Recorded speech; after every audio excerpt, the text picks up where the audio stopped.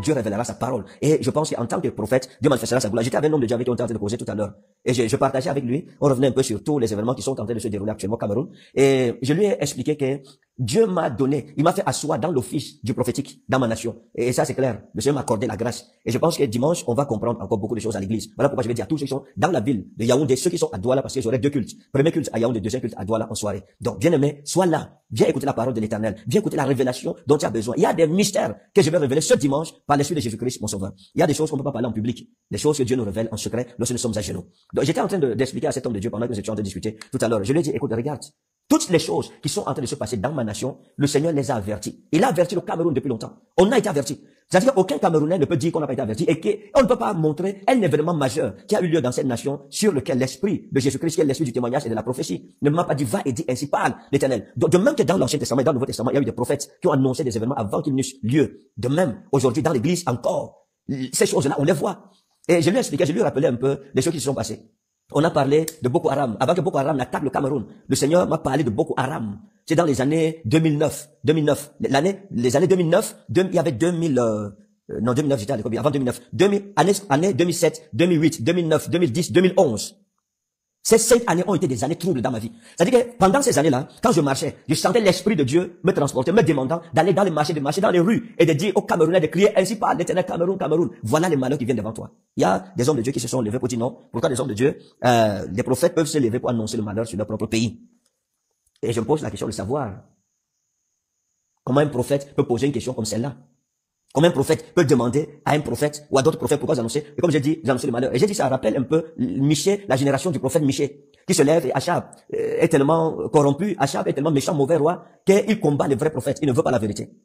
Et puis, lorsque Michée va arriver, les autres vont lui dire, prophétise le bien sur le roi et prophétise le bien sur le roi. Et il est arrivé, et le roi lui demande, quand je vais aller en guerre, c'est quoi? Qu'est-ce qui va se passer? Il dit, tout va bien se passer, tu vas gagner. Le roi lui a dit, ah non, Michée, toi, je te connais. Tout ceci mentent, mais toi, la parole de l'Éternel est dans ta bouche. Je ne l'aime pas parce qu'elle dit la vérité. Donc, il faut que les gens comprennent. Dans notre génération, les gens n'aiment plus la vérité. Les gens veulent qu'on leur voit le visage, qu'on leur dise des choses qui sont complaisantes. Ah non. Lorsque Dieu appelle un homme, cet homme doit se soumettre à la parole de l'Éternel. Du moins, il a été appelé vraiment par Dieu. Et pour savoir qu'un prophète est appelé par Dieu et qu'il exerce l'office du prophétique, ça ne demande pas longtemps. Vous allez voir une prophétie, deux prophéties, examiner ces prophéties, vous allez voir. Et j'ai dit à cet homme de Dieu, que la parole de l'Éternel qui m'a été adressée par rapport à tous les événements qui sont en train de se passer aujourd'hui dans mon pays sont comme une cartographie topographique. C'est une cartographie topographique. Non seulement une cartographie topographique, mais aussi une cartographie topographique et chronologique. Donc ça veut dire que si quelqu'un s'assoit et il reprend les prophéties que l'Esprit de Jésus-Christ m'a fait dire pour la nation camerounaise et pour les élections qui sont en train de se passer aujourd'hui au Cameroun, la personne va comprendre ce qui s'est passé et ce qui va arriver après dans la suite des temps. C'est que les gens sont tellement charnels, les gens sont tellement bornés, certaines personnes sont tellement incrédules aux choses spirituelles à cause de leur déception personnelle qu'elles ne croient pas lorsque la parole de l'Éternel même leur est adressée. Donc si quelqu'un s'assoit, il va reprendre ces prophéties qui ont commencé depuis 2015, parlant de ce qu'on voit au nord Cameroun aujourd'hui, et puis 2017, et puis 2022, alors, et 2023, la personne regarde et étudie, dit, ok, je vais prendre de façon chronologique, méthodique, les prophéties que le prophète Gad Ferdinand a données sur le nord. Et puis, il met ça, il étudie ça, il connaîtra ce qui va arriver. Parce que à l'intérieur, il y a le futur aussi, à l'intérieur, lorsqu'on est intelligent, lorsqu'on est éclairé par l'Esprit de Dieu. Donc, et je disais à ce prophète que, tu vois, frère, on tente de réécouter un peu ça. On pleurait sur notre pays, on pleurait sur notre cher Cameroun. Ah, Seigneur, merci. Et, je lui ai fait, on réécoutait la dernière fois où j'ai insisté, c'était en 2022, parler des sports de Warda. On parlait du sport de Warda, et j'ai dit clairement qu'on dise au gouvernement, et j'ai dit, écrivez ce que je suis en train de dire. Écrivez ça. La ville de Garoua. Et j'ai insisté sur la ville de Garoua, 3 ans avant que ces événements n'arrivent, par l'Esprit de Jésus-Christ. Et j'ai dit clairement, si on parlait de sport, la prophétie, elle est là sur Internet, tout le monde peut la consulter. Et avec insistance, la ville de Garoua deviendra plus dangereuse que Maroua, et plus que le nord-ouest et le sud-ouest. La ville de Garoua. Donc ça a été annoncé en 2022. Bon. Chacun est responsable, chacun a des responsabilités par rapport à toutes les choses qui sont en train de se passer aujourd'hui. Mais personne ne peut dire que la voix de l'Éternel n'a point parlé sur le Cameroun. Personne ne peut dire que cette nation Dieu ne l'aime pas. Parce que lorsque Dieu aime une nation, il suscite des prophètes à qui il a donné des trompettes. Il leur donne des trompettes. Et sur cette trompette, nous tenons et nous sonnons à la trompette. Et Dieu a dit à Ézéchiel, malheur aux prophètes à qui je dis de sonner la trompette et qui ne sonnent pas la trompette. Il y a des prophètes qui sonnent à la trompette au Cameroun, il y a aussi d'autres qui ont peur. Il y en a qui ont peur, il y en a qui ne sonnent pas la trompette, ils ont mis la trompette sous leur lit. Vous voyez, comme j'ai l'habitude de dire, nous sommes des serviteurs de Jésus-Christ. Et la Bible dit que aucune prophétie n'est jamais venue par une volonté humaine, mais c'est poussé par le Saint-Esprit que des hommes ont parlé de la part de Dieu. Et la sagesse nous enseigne quoi? La sagesse nous enseigne quoi? Nous sommes des personnes spirituelles. Voici ce que la sagesse nous enseigne. C'est Dieu qui appelle et c'est Dieu qui établit. Que vous croyez en ça, que vous ne croyez pas, ça, non, on s'en fout de ça. C'est pas le plus important. C'est pas important. Ce qui est important, c'est qu'on établit. Ce qui est important, c'est que lorsqu'on se met à genoux, on entend la voix de l'Éternel. Maintenant, le problème dans notre génération, c'est quoi? Aujourd'hui, le problème, c'est quoi? C'est que les prophètes se combattent entre eux. Chacun a un office tenu de Dieu. Chacun exerce le don spirituel selon la mesure de grâce que Dieu lui a donnée. Il faut savoir cela. Et il faut faire attention. Il faut faire attention de voir quelqu'un manifester un office sous l'autorité de Dieu. Et toi, en tant qu'homme de Dieu, tu te lèves, tu dis que non, ça ne va pas arriver, ça n'arrivera pas, ça n'arrivera pas. Et tu combats ça publiquement, tu combats la prophétie. Tu ne sais pas. Moi, j'ai toute l'habitude de dire qu'on doit avoir une attitude prudente face à la prophétie. Parfois, quelqu'un peut prophétiser quand tu vois la personne, tu n'aimes pas la personne. Peut-être tu n'es pas d'accord avec la vie de la personne, tu n'es pas d'accord avec la tête de la personne, tu n'es pas d'accord avec le faciès de la personne ou bien avec son aspect usury local. Mais, si c'est Dieu qui a choisi la personne, Dieu s'en fout que sa tête te plaise ou te déplaise. Dieu s'en fout que son faciès te plaise ou te déplaise. Dieu s'en fout que son facial te plaise ou te déplaise. C'est que cette personne a fait quelque chose qui a attiré Dieu dans sa vie. Et Dieu lui a fait grâce de l'établir et de lui donner la trompette des prophètes. Il faut faire attention. Parce que le danger de ces choses, c'est que vous vous levez en public et vous combattez une parole. Vous ne comprenez pas le risque que vous prenez. Vous ne vous demandez même pas, et si c'est l'Éternel qui parle? Lorsque l'Éternel a parlé, c'est pas parce que je vais me lever et contredire et dire que ça n'arrivera pas, que ça va pas arriver. La parole de l'Éternel est souveraine. Et tu de même que la pluie ne peut tomber sans avoir fait germer la plante du sol, de même la parole qui sort de ma bouche ne peut retourner à moi sans avoir accompli avec succès mes desseins. L'histoire de Boko Haram, si j'étais revenu sur un son, j'ai demandé à mon équipe de me chercher ça. Quand j'avais partagé sur cela, la vision que j'avais eue, ça fait des années, j'ai partagé sur ça plusieurs fois. J'ai eu la vision, c'est en 2011. J'étais à Ngousso, à Yaoundé. J'ai loué une chambre de 12 000. La chambre dont je parle souvent que le bailleur, et je suis sorti, j'avais des arriérés. Vous voyez? J'avais des arriérés, j'avais pas le moyen pour payer la chambre, mais la parole de l'Éternel m'était adressée. Quelqu'un pouvait dire non, ce jeune homme, c'est qui même? Il est pauvre, il faut même payer une chambre de 12 000. Il n'arrive pas. Mais la gloire de Dieu descendait dans ces chambres non payées. Donc, c'est ça, dans ces chambres, vous vous souvenez bien, j'avais dit que je voulais sortir, j'avais un rendez-vous important à 8 heures du matin, mais quand je regarde par la fenêtre, la voiture du bailleur était garée. Et donc, comment est-ce que j'allais faire pour sortir? Et le bailleur, la voiture était garée. Et donc, qu'est-ce que j'ai fait? Je me suis couché. Jusqu'à 12 heures. C'est vers 12 heures que je demande à un enfant, petit, mais pourquoi ton père n'est pas allé au travail? Il dit le père allait au travail depuis 6 heures, la voiture est garée parce qu'elle est gâtée. Donc c'était là-bas que j'ai eu la révélation sur l'histoire de Boko Haram, l'attaque de Boko Haram contre le Cameroun. Et dans cette vision, il y a quelque chose que j'avais raconté, je veux que la vidéo soit retrouvée. Parce que je pense que c'est une chose qui est importante, je veux pas en parler aujourd'hui, mais je veux d'abord que ça revienne, on va retrouver où j'en ai parlé. Parce que là, Dieu m'avait annoncé des choses qui arriveraient après ces temps-ci. C'est un don de Dieu, c'est un ministère, c'est un office, c'est un poste ministériel dans lequel le Seigneur m'a établi la grâce de voir ce qui arrivera dans les nations, la grâce de connaître les secrets des rois. Et donc, il est important de comprendre cela, mes amis. Maintenant, pendant que nous prions, quand j'ai parlé au Palais du Sport, on reviendra sur cela ce dimanche, par la grâce de Dieu, on va en parler. C'est que, et cette nuit, j'ai fait une vision très forte. J'ai fait une vision très forte. Une vision forte. Qui m'a réveillé peut-être à 2, 3 heures du matin, j'ai plus dormi. 3 heures du matin, juste pour prier. Donc, dans la vision, peut-être je vais la partager. Dans cette vision, il y avait des personnes mécontentes me concernant. Des personnes qui étaient très mécontentes. Elles étaient mécontentes et c'était des personnes de certains siècles, qui avaient un certain pouvoir et une certaine autorité. Et donc, dans la vision, j'étais en contact avec quelqu'un. J'étais en contact avec une personne, et je causais avec la personne, on parlait souvent. Et je vois la police qui vient, la police m'arrête, on me dit, vous causez avec la personne, oui, on est allé chez la personne. Puis, on est arrivé, on m'a dit, la personne, voilà, la personne fait ceci, elle fait cela. J'ai dit, dans la vision que moi je savais pas, je suis pas au courant. J'ai causé avec la personne, moi j'ai enlevé chez elle, et l'Éternel ne m'a rien révélé. Voilà, Dieu ne m'a rien révélé par rapport à la personne. Et puis je sentais de la haine, de la conspiration contre ma personne. Il y a des gens qui disaient non, on doit l'emprisonner, on doit l'enfermer, il faut le prendre, on doit le pêcher. Mais leur but, ce n'était pas ça. Ils savaient que j'étais innocent, ils savaient que je n'avais rien à voir. Et puis j'ai expliqué clairement que je n'ai rien à voir dedans. Et dans la vision, mon cœur était en paix. Il était en paix parce que je savais que ce que je disais était la vérité. Mais il y avait des gens qui avaient cette volonté-là, cette haine-là, qui disaient non, le type, si, il faut qu'on aille jusqu'au bout de nos pensées. Donc, c'est pour dire mes amis, que la parole de l'Éternel, le rôle d'un prophète, c'est d'obéir à Dieu. C'est de dire les choses que le Seigneur lui a dit de dire. Maintenant, en face, le destinataire, ça dépend maintenant de son comportement. Si le destinataire comprend, et puis s'humilie comme le roi de Ninive, il sera béni. La mauvaise parole de l'Éternel sera changée en bonne parole de l'Éternel, c'est ça la vérité. Mais nous sommes encore dans une nation qui ne comprend pas encore la parole de l'Éternel. Alors, pendant que j'étais dans l'esprit, les gens m'ont demandé, je disais, ma petite sœur, elle m'a demandé comment tu vas. Maintenant, la prophétie, les révélations viennent quand je suis à genoux. Mais ça peut m'arriver lorsque je mange. Ça peut m'arriver lorsque je suis dans les toilettes. Ça peut arriver n'importe où. La parole de l'Éternel, c'est ça, un prophète. Son esprit est aiguisé à écouter la parole de l'Éternel, entendre la voix de Dieu, et ses oreilles sont exercées au prophétique, à la prophétie. C'est ça un prophète, en fait. Donc, on peut pas expliquer ça à quelqu'un, on sait pas comment on va expliquer ça aux gens. La parole peut venir de plusieurs façons. Ça peut être en vision, ça peut être par une vision de l'esprit, on appelle vision intérieure, ça peut être une vision ouverte. Vision ouverte, ça veut dire que tu vois comme la télé, un événement se passe là, vision ouverte. Ça peut être par des signes, ça peut être par la nature, ça peut être par une autre personne, ça peut être, il dit que Dieu parle tantôt d'une manière, tantôt d'une autre. Alors, qu'est-ce que j'ai vu et que je veux partager avec vous ce soir? Faites attention. Vous allez remarquer que ces derniers temps, en tant qu'enfant de Dieu, vous subissez des persécutions personnelles, des persécutions dans le secret de votre cœur, dans le secret de votre relation avec Dieu. Vous pouvez le ressentir. Et je vous dis pourquoi. Excusez-moi un instant. Expliquez pourquoi. Pourquoi est-ce que vous le ressentez? Vous allez ressentir beaucoup d'attaques dans votre vie de prière, d'attaques dans votre vie de consécration, un esprit de distraction, de déstabilisation dans votre esprit.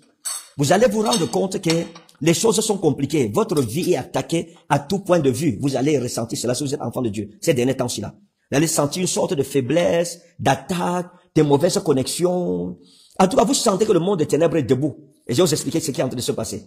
Justement, mes amis, le Seigneur a ouvert mes yeux et mon entendement pour découvrir le poteau rose, pour découvrir le plan de Satan contre le peuple de Dieu ces derniers temps. Le diable est debout. Le monde des ténèbres est debout. La guerre est en train d'atteindre son paroxysme. Beaucoup d'enfants de Dieu persécutés dans leur famille, dans le lieu de travail, dans le lieu de service. Partout où ils arrivent, des mauvaises connexions. Le diable est en train de mettre beaucoup d'enfants de Dieu dans les problèmes à travers des mauvaises connexions.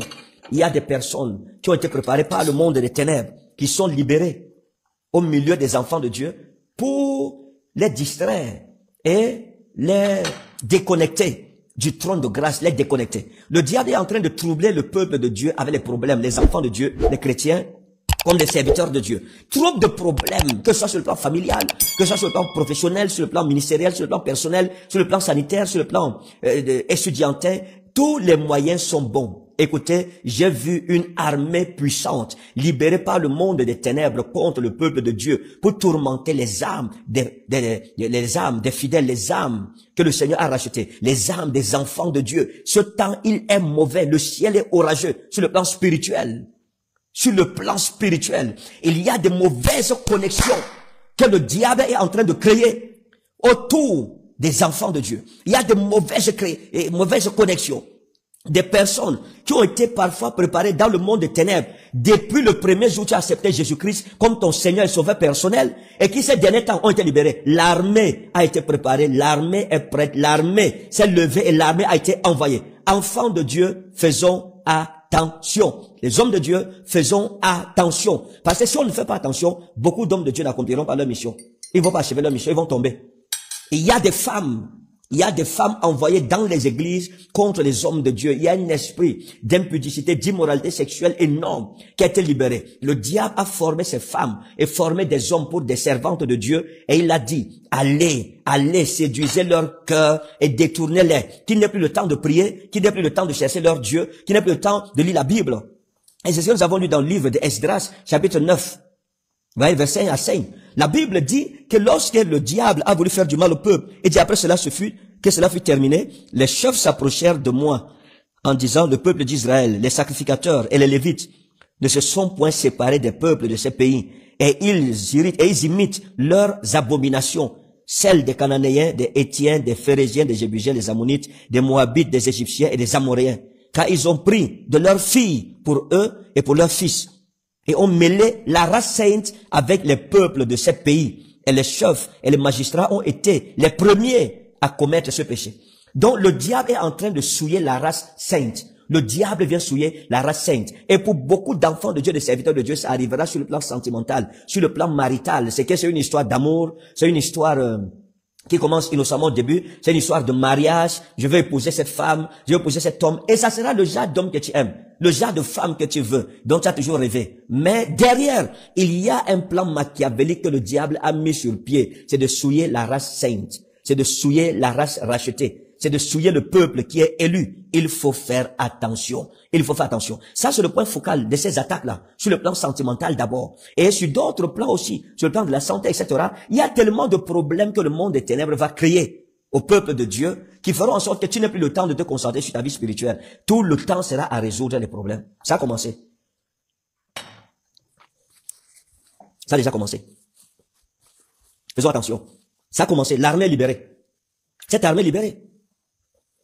Et nous prions contre cette armée qu'elle échoue, qu'il n'y ait pas de victimes au milieu de nous dans le nom puissant et souverain de Jésus-Christ, notre Seigneur. Donc cette armée, elle est derrière chaque enfant de Dieu. Du plus grand au plus petit. Les foyers seront attaqués. Les ministères attaqués. Le diable va entrer dans les maisons, diviser, créer des problèmes au peuple de Dieu de tout genre. Dans tous les domaines. Le diable cherchera à frustrer le plus grand nombre. Lorsque ce sera possible, il va frustrer. Un enfant de Dieu qui est frustré ne prie plus. Un enfant de Dieu qui est frustré n'a plus le temps de lire la Bible. Et le diable va préoccuper nos esprits par des guerres, des batailles inutiles. Mais la Bible dit toute plante qui n'a pas sémé, qui n'a pas planté, mon Père Céleste, sera déracinée. Donc nous devons prier que les plantes que Dieu n'a pas plantées dans nos vies soient déracinées au nom puissant et souverain de Jésus-Christ de Nazareth. Donc fais attention à qui deviendra ton ami ces temps-ci. Fais attention à qui tu admets dans ta vie ces temps-ci. Fais attention avec qui tu dois marcher ces temps-ci.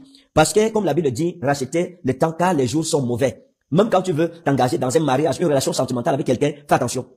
Réfléchis bien. Dans le domaine des affaires, du business, tu veux t'engager avec une personne dans les affaires, bien dans le business. Réfléchis bien. L'heure est grave. Je dis encore, l'heure est grave. Si vous pouviez voir ce que mes yeux ont vu, j'en tremble pendant que je parle. C'est des démons méchants. C'est des esprits dangereux. Des esprits qui ont une haine noire des chrétiens. Qui ont une haine noire de ceux qui vont à l'église. Ils vont ramener beaucoup en arrière. Beaucoup vont rétrograder. Beaucoup vont retourner dans leur vomissure. Le diable va inspirer dans leur cœur la nostalgie du monde. La nostalgie du péché, de leur vie de débauche, la nostalgie des boîtes de nuit, la nostalgie des voyages, de ces libertés précaires qui les menaient en enfer, de laquelle le Seigneur les a sauvés, qui n'étaient pas liberté, mais qui étaient en réalité emprisonnement. Beaucoup, le diable leur ramènera l'image de leur vie passée, comment ils étaient bien, comment ils avaient la liberté d'aller avec les hommes, aller avec les femmes, et beaucoup vont succomber en cela parce que la tentation sera élevée. Elle sera énorme. Et beaucoup ressentent déjà cela. Beaucoup ont déjà été visités et sont même déjà visités à l'heure où je parle, sont en train de traverser ces moments que je suis en train de dire. Beaucoup sont en train d'en souffrir déjà. Et puis, il y a une petite faiblesse spirituelle, des intérêts pour les choses spirituelles, des intérêts pour les moments de qualité avec Dieu. Toi qui avais le temps pour prier, lis ta Bible, rester dans la présence de Dieu, t'enfermer dans ta chambre, avec des moments d'intimité avec ton Père Céleste, le diable viendra pour voler son peuple de Dieu, pour voler cette consécration, la beauté même du chrétien. Le diable viendra pour voler cela, ôter cela. Il dit, garde ta couronne de peur qu'elle ne te soit volée. Donc, bien aimés, soyons très vigilants. Ces choses que j'ai vues, mon âme tremble, mon cœur tremble, je tremble. Les hommes de Dieu, beaucoup seront séduits par des femmes et de belles femmes, des femmes extraordinairement bien bâties, qui viendront dans nos églises. Ça commencera, parfois pas seulement de façon frontale. Que ces hommes de Dieu soient mariés ou qu'ils soient célibataires. Que ces servantes de Dieu soient mariées ou soient célibataires. Le diable a libéré un démon d'impudicité redoutable. C'est des esprits sales. Ils sont sales. Ils sentent mal. Ils sentent mauvais et ils sont là pour contaminer le peuple de Dieu de leur mauvaise odeur. Et cette mauvaise odeur, c'est l'immoralité sexuelle. Il faut faire attention. Donc il faut faire attention. L'heure est grave, l'heure est à la vigilance. Il y a un coup d'état spirituel que le diable est en train de vouloir lancer contre son peuple, le peuple de Dieu, contre les serviteurs de Dieu. La Bible dit, frappe le berger et les brebis se disperseront. Et c'est exactement ce qui est en train de se passer. Donc, sois vigilant. Sois vigilant avec qui tu marches. Sois vigilant à qui tu ouvres la porte de ta vie. Sois vigilant avant de t'engager dans une relation. Mets-la d'abord en prière. Retourne prier. Demande à Dieu, Seigneur, est-ce que je dois m'engager jusqu'à ce que Dieu te réponde? Ne prends aucune décision majeure dans ta vie en ces derniers temps-ci. Sinon, je vous dis la vérité, le temps que tes yeux s'ouvrent, ta tête sera déjà rasée. Donc, nous devons faire attention. Faisons attention. Et que ce message soit partagé, s'il te plaît. Si tu aimes l'église, tu aimes une personne, envoie-lui le lien de ce direct, de cet avertissement, afin que toute l'église soit en prière. Qu'est-ce qu'il faut faire? Nous devons rétorquer par la prière, une vie de prière constante. Il y a des heures de prière, il faut le faire. La nuit, ne dors pas toute la nuit. Et un moment, la nuit pour te réveiller. Et pour combattre et résister à ces puissances des ténèbres qui sont en mission pour déstabiliser ta vie. Nous devons prier en journée et lire la Bible, avoir le temps de lire la Bible. Plus nous allons avoir un temps dans l'intimité de Dieu, plus nous recevrons du Saint-Esprit la force et la capacité surnaturelle de repousser les assauts du diable. Il dit, veillez et priez, car le diable rôde autour de vous comme un lion rugissant, cherchant qui dévorer. Résistez-lui avec une foi ferme. Or, la foi ferme ne vient pas de la bonne volonté. Non, elle vient de la présence de Dieu. Des moments que tu passes à lire ta Bible, à prier, à te consacrer à Dieu, à adorer, à louer, dans le secret, dans le calme. Quand tu sortiras de là, tu seras fort. Tu pourras résister à toutes ces choses et ta destinée ne sera point touchée. Malheureusement, beaucoup tomberont. Malheureusement, beaucoup mourront. Malheureusement, beaucoup rétrograderont. Beaucoup vont retourner dans le monde. Beaucoup vont abandonner. Beaucoup n'arriveront pas à cause de la méchanceté de ces démons envoyés contre le peuple de Dieu. Le Seigneur Jésus a dit, si ces jours n'étaient point abrégés, nul ne serait sauvé. Mais ils ont été abrégés à cause des élus. Donc nous demandons à Dieu qu'à cause des élus, que ces jours soient abrégés, que le secours nous soit envoyé du haut des cieux pour nous préserver, pour nous garder de ces moments difficiles. L'église sera tourmentée. Les hommes de Dieu continueront à se soulever les uns contre les autres. Les enfants de Dieu se soulèveront les uns contre les autres. L'inimitié, l'animosité, les haines, les jalousies, les combats, les guerres fratricides dans l'église, les divisions vont continuer. Des esprits de division au sein de la même église vont descendre pour diviser l'église, pour affaiblir l'église par la calomnie, par la médisance, par les haines, par les divisions, par le tribalisme, par l'ethnicisme. Toutes ces choses-là, ces esprits ont été envoyés dans les églises pour chuter les églises, faire tomber les ministères. Et pour faire tomber les ministères, les démons qui ont été envoyés dans nos églises, c'est les démons de haine, les démons de rancune, les démons de congossa, les démons de médisance, les démons de calomnie et les démons de division, de sectarisme. Et ces choses, si l'homme de Dieu n'est pas assez fort spirituellement, il ne voit pas concernant la face de Dieu, il perdra contrôle sur ces choses-là, et ces choses-là vont atteindre son ministère, et le ministère pourra s'éteindre. Donc nous devons faire attention. Tu dois te dire, dans mon assemblée, ce n'est pas par moi que le diable passera pour apporter la destruction. Je ne serai pas un agent de haine, ni un agent de calomnie, ou de médisance envers les frères, mais je vais aimer les frères. Alors portons notre responsabilité. Le pays, notre pays au Cameroun, traverse un moment difficile. La Côte d'Ivoire traverse un moment difficile. Le Congo traverse un moment difficile. Le Nigeria traverse un moment difficile. La Centrafrique traverse un moment difficile. Quel pays on va citer qui ne traverse pas des moments difficiles? Mes amis, les jours sont mauvais. Je répète, les jours sont mauvais. N'entrez pas dans les choses inutiles. N'entrez pas dans les choses de distraction. Non. N'entrez pas dans ce qui ne vous concerne pas. Concentrez-vous sur votre vie. Concentrez-vous sur votre destinée. Et je prie pour chacun de nous. Je prie pour l'église, pour nos églises, pour nos hommes de Dieu, pour nos servantes de Dieu, que Dieu ne permette point qu'une seule âme se perde. Dans le nom puissant et souverain de Jésus. Éternel des armées, nous t'implorons. Nous implorons ta miséricorde. Demandons ta grâce. Nous demandons ta faveur. En ce moment où le monde des ténèbres est debout, sauve nos âmes. Seigneur, ne nous soumets pas à la tentation, mais délivre-nous du malin. Car c'est à toi qu'appartient la gloire, le règne, la puissance au siècle des siècles. Au nom souverain de Jésus, j'ai prié. Amen. Alors, bien-aimé, que Dieu te préserve, que Dieu te garde. Je te demande une seule chose, s'il te plaît, si tu n'es pas abonné